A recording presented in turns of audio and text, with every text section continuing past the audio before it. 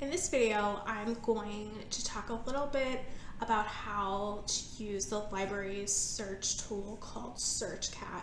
You may have previously used a tool that we had called OneSearch, and we just switched over to this one in May, right when everybody was leaving for the semester. So it's new to everyone and we're learning together. But SearchCat is our new search and discovery tool. And in this video, I'm going to share how you can search for books and articles and other types of resources using it. So when we left off in the last video, we were at the library's main page, and we had used some of the resources here on the left. But this time, we're going to focus here in this center. And you can see there's big and bold letters here. It says SearchCat, and there's a search box underneath it. You can, in fact, search any search terms you want here in this box and hit the search button underneath it and search within SearchCat. However, right now we can't see all of the features within SearchCat. So what I'm going to do is actually click on this link where it says SearchCat and take us right to that page. So once SearchCat opens up, whether you click on that link or whether you search a keyword, one of the best things to do starting off is to sign in to make sure it recognizes you and that you have access to all of the resources.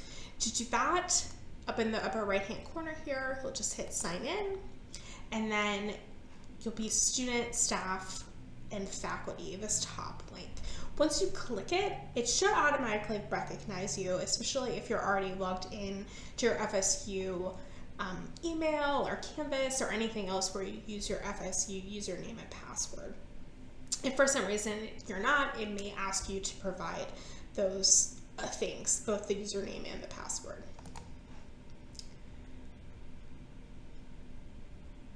So now you can see I'm logged in, my name is up here at the top, and I should have full access to everything that we have here at Frostburg State. So there's a few ways to search within SearchCat, and the most basic one is the basic search, which is this search bar that you see right here immediately, and you can type in any keyword that you like here and then hit either the enter key or this green magnifying glass, and it'll send you off to get your results. One thing I have not mentioned when we first started in this video is that the reason why SearchCat is the first tool that I'm showing you is because it goes out to all of our different resources, our databases, our library catalog, and searches for all types of resources and brings back one large set of results for you rather than you searching those things individually. So this is the broadest search that you can do here with the library at Frostburg. So you can go ahead and type in a keyword there, and again hit that magnifying glass, and you get those broad set of results brought back to you. But another thing that you can do is click right here where it says advanced search. And this just gives you a few additional options to shape your search and the results that you're going to get back. The first thing is this search for : and you see the different options here: everything, FSU only, articles and more, and course reserves. So we like to think of this as the scope of your search, how far out the tentacles are going to bring you back your results. So everything is everything that you can think of. FSU only are only things that we have access to here at FSU. Articles and more are a broader set of resources, many of them online only. And then finally, course reserves, things that faculty put on reserve here at the library for specific courses. And if you need to access course reserves material, you would know that, your instructor would tell you. So for that reason, I really focus on using this everything option. I think this gives you the broadest set of results to work with. So I suggest kind of ignoring this FSU only and the articles and more and the course reserves unless you know that that's what you truly need.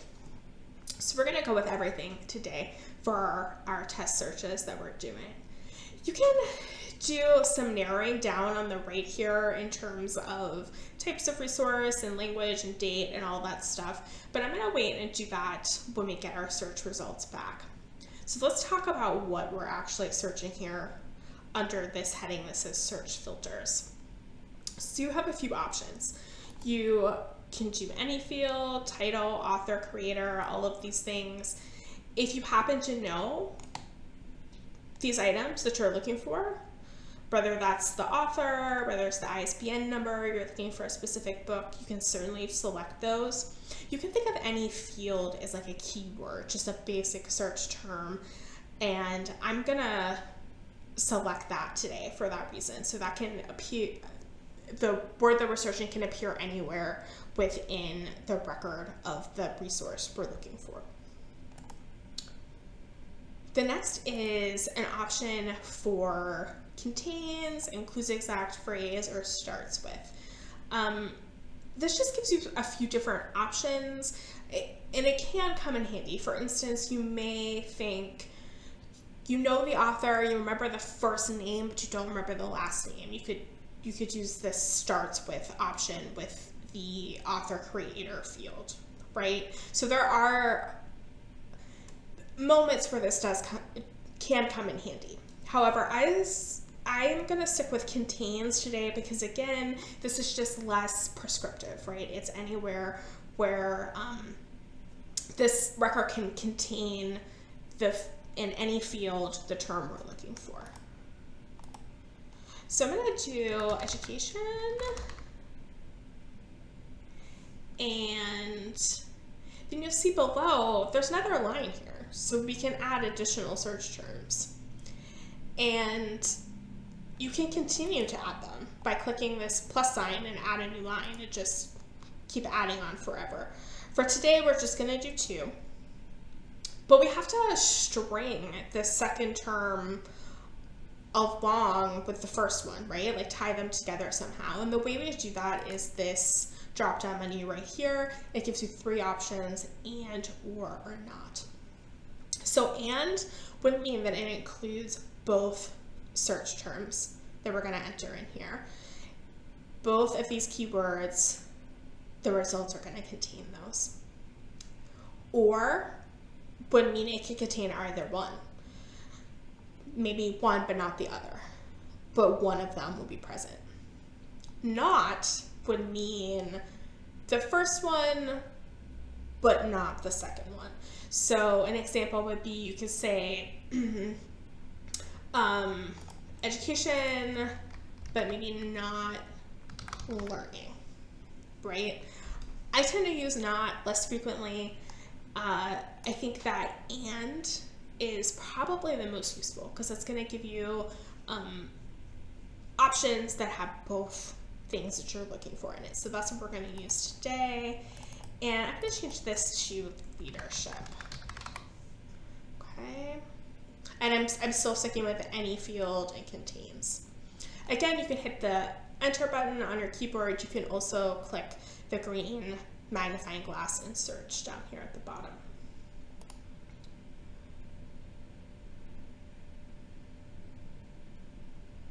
So you'll see that this gives us quite a few results.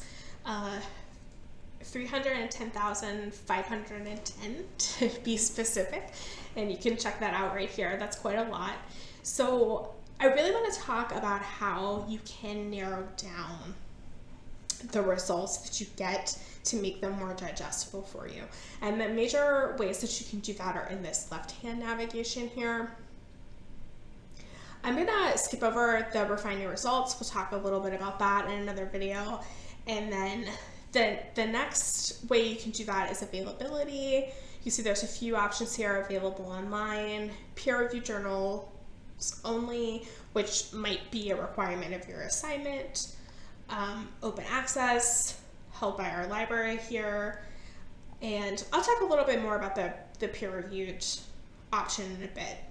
But I want to focus on date. So more often than not, we are focused on a specific date range for our research, either because we're researching things that happened during a certain period, or even if we're doing a literature review, sometimes we want to understand how things happened over time, right? So we might be focused on just a 10-year period at the moment. And then often as students, we often have assignments that give specific parameters about the date of the literature that we use. So how you can change that is just click the from to here. You can adjust the dates. What I'm going to do is do the year 2000. So that would give us about the last 25 years. And then you have to hit this refine button here on the right. And that can be a little bit tricky because you'll see as I go over some of the other filters that the apply button for those actually appears at the bottom here. So remember, when you're doing the date, you need to click refine to the right.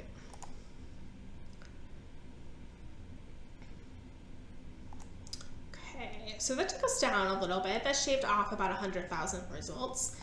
And if you keep scrolling down, you'll notice in the left-hand navigation there are a lot of options here. We're talking about publication type in a minute, and often things like location and library, author, subject, things like that are not quite as important.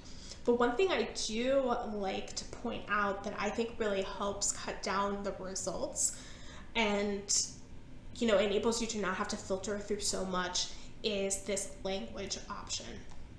So I'm going to click on that, and you'll see that if I hover next to one, you can select all of the languages that you feel comfortable with reading, that you might want to see results for. Okay, I'm going to go with just English for today. And then, as I mentioned before, that apply filters button appears here at the bottom. So you want to click on that. So we still have quite a few results here.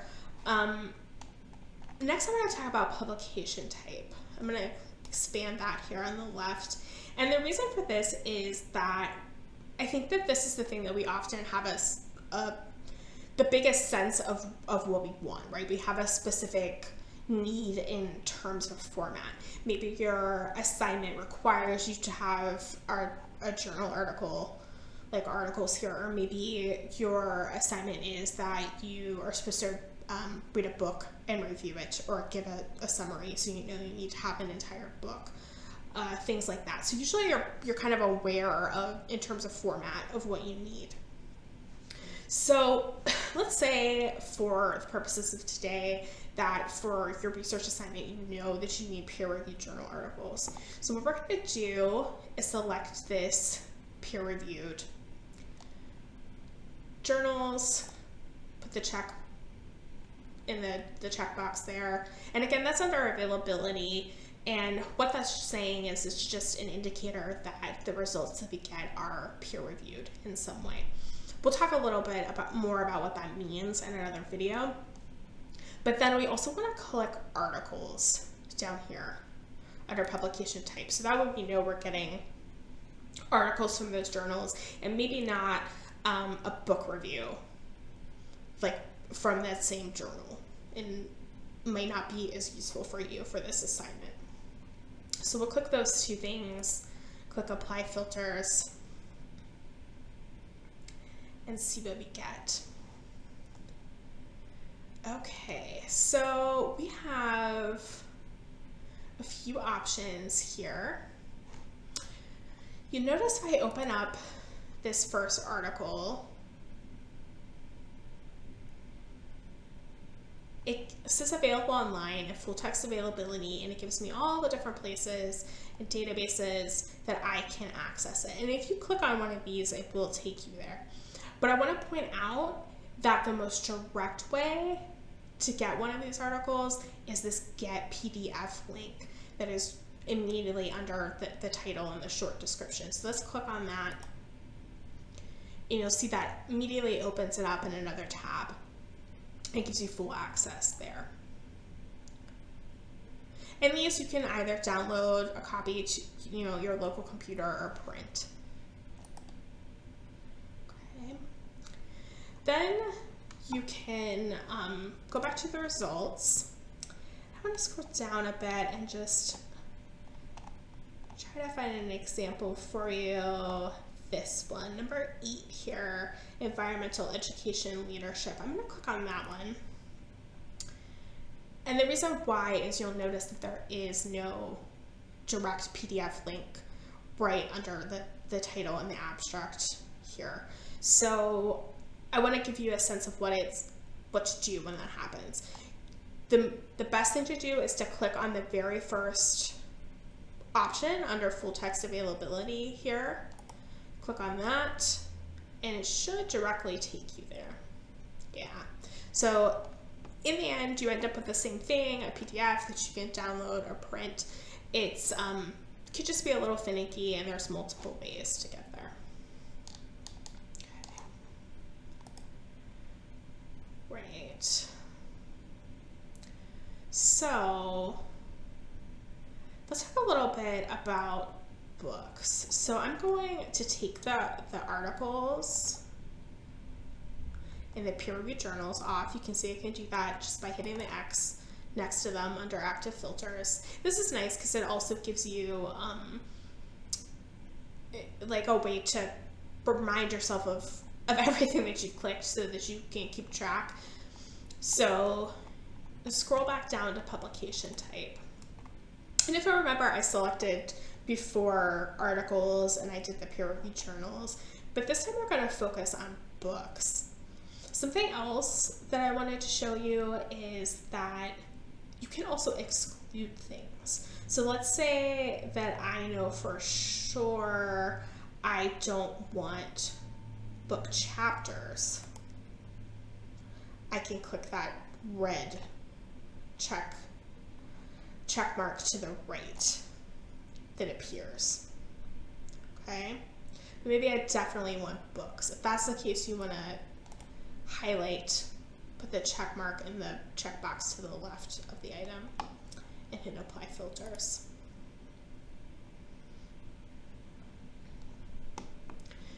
So when you open these up, you'll see that there's lots of different types of books here. There's ones that are available online. There's ones that are available here at Frostburg. There's ones that are available through other USM institutions. So I'm going to click on the second one first. This is an online book.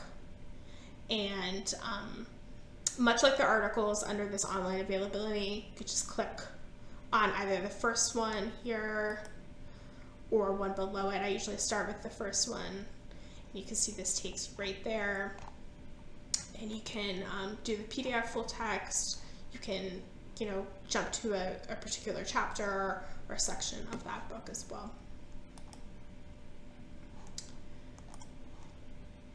So let's find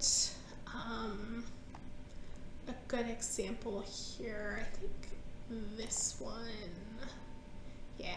So we open this one up and you can see that it's not an online book and we don't have one here at Frostburg.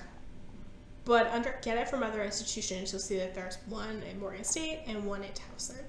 And if you want to see one of those, we'll have it brought here for you and you can pick it up here at Frostburg. And to do that, you would just click on one of these, click on the Morgan State one, and it says item in place, loanable. You just want to drop down menu and it will show you how to access it. So if you see an item that says item in place, loanable here, then it shows you, that's how to access it. They have it at Morgan State. What you want to do is scroll up to this request hit from USMAI libraries. Click here. It'll pre-fill all of this out for you. Then you just have to pick your preferred pickup institution. I'm assuming it's Frostburg State, but maybe it's not. Maybe your home location, you're in an online program, is actually closer to another campus. You can select that campus. It doesn't have to be Frostburg. And then hit send request. you'll get an email from us here at the library telling you when it's available, or whatever campus that you're picking it up at will email you and let you know it's available.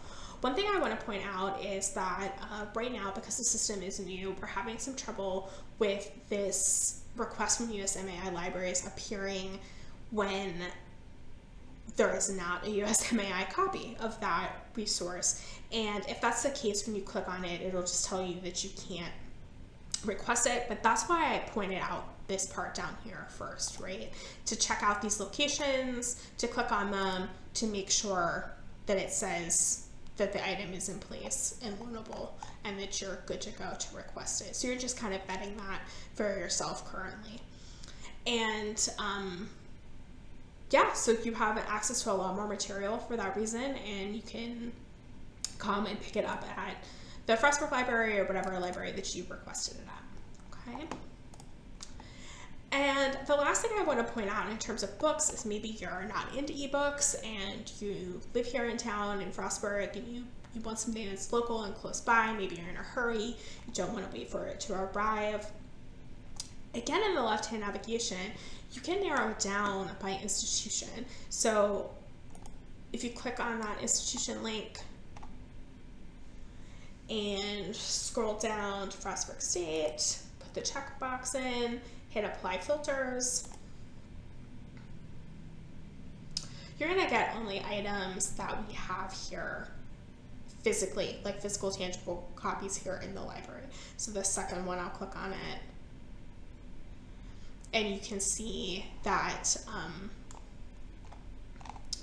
it gives it a location and that it's here in the library, and you can go get that in the stacks yourself. You can also hit request local copy, and we'll pull it ahead of time for you, and it'll be available at the desk whenever you're ready. Okay, oops, I clicked a wrong spot there. Okay, so one more thing while we have a record open that I want to show you is this bar here. It gives you several tools for accessing the resource that you found, or reminding yourself how to access it. If you're a user of citation management tools, you can see you can export directly to Mendeley and EndNote. There's a QR code. If you want to try to bring it up on your phone, you can email it to yourself. I really like the permalinks. This gives you, you can copy it in the clipboard here. This gives you a direct link to the record in SearchCat that is static and it's not going to change, so you know you can come back to that item. The other thing is there is a citation tool. One thing I want to say about this, while you have multiple options here and you can copy and paste them, this is a great place to start. It gives you a nice foundation that you don't have to type out every single word within the citation. However, it is often not accurate. I can say for a fact I set this up on the back end of the system and it's not super reliable. So it's a great jumping off place, but certainly use whatever personal citation guide or tool that you have to double check and to make sure that your citations are accurate. So that is some of the ways that you can utilize SearchCat to find specifically articles and books, but of course you saw all of the other resource types that were available in the left-hand navigation before, and SearchCat is a great tool to help you jump off your research and give you a sense of what all is out there throughout the different library resources, different databases, and the library catalog, and brings back all of the items that we have on a specific topic. In the next video, we're going to talk a little bit more about database searching and how to use specific databases to search for articles and books.